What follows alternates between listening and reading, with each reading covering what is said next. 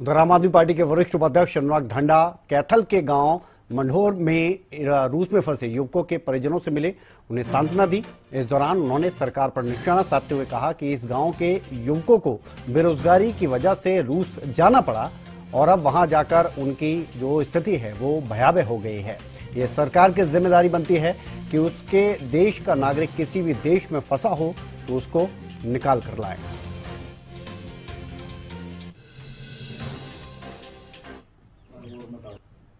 कि मैं अभी मंजीत मुझे बताया कि यहाँ युवा है एक जो इसी परिवार से बहुत मजबूरी में, क्योंकि यहाँ पे कोई रोजगार नहीं, किसी तरीके से परिवार का भरण पोषण नहीं हो पा रहा था, तो मजबूरी में वो वहाँ पे कोई काम करने के लिए वहाँ पे गए थे।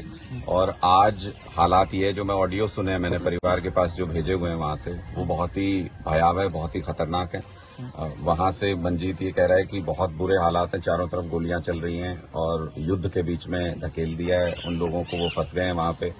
ये सरकार की जिम्मेदारी है कि आज एक पिता गुहार लगा रहा है, ये कल गए हैं प्रशासन के पास भी, इन्होंने रिक्वेस्ट किया है कि इसमें मदद करें, लेकिन ये भारत सरकार की जिम्मेदारी है। हमारा नागरिक अगर कहीं भी फंसता है किसी मुसीबत में तो उसको सुरक्षित निकाल के लाना भारत सरकार की जिम्मेदारी है।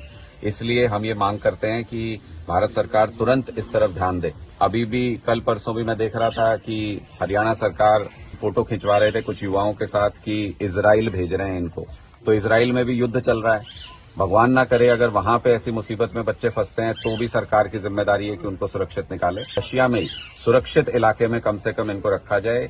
किसी भी युद्ध से, बाहरी देश के युद्ध से हमारे देश के किसी भी युवा का कोई संबंध नहीं है, हमारे देश का कोई पार्टिसिपेशन किसी युद्ध में नहीं है।